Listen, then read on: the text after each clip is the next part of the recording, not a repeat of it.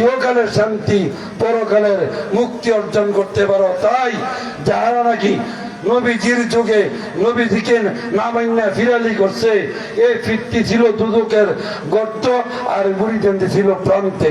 বর্তমান যুগে যারা নাকি জবানার মুজাদ্দিদের পরিপন্থী ভাবে আছে বা যাহারা ওরা তাফারাকু বিচ্ছিন্নতা সৃষ্টি করছে মুরিদ করে কথাটা, আমরা কোন এটা বাদ দেওয়ার কোনটা আছে?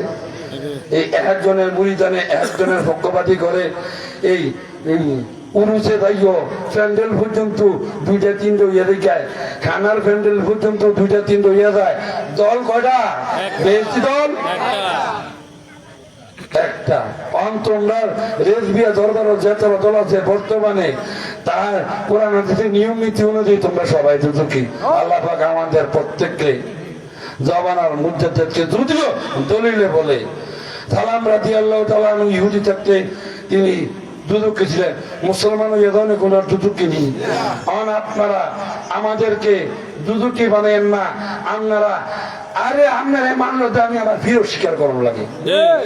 আমি যদি আপনারে মানি তাহলে তো তার ওসিয়তে নামাজটা পড়তে পারতাম না। আমি যদি আপনারে মানি তাহলে তো বাবা দাঁড়ে কাফের কোয়াল লাগবো। কবিরা কি দিয়ে মানে গীতা? আমি যদি আপনারা মানি কোয়াল লাগবো যারা নাকি আর মোহাম্মদ ইব্রাহিম শেখকে কাফের বলবে তারা কাফের।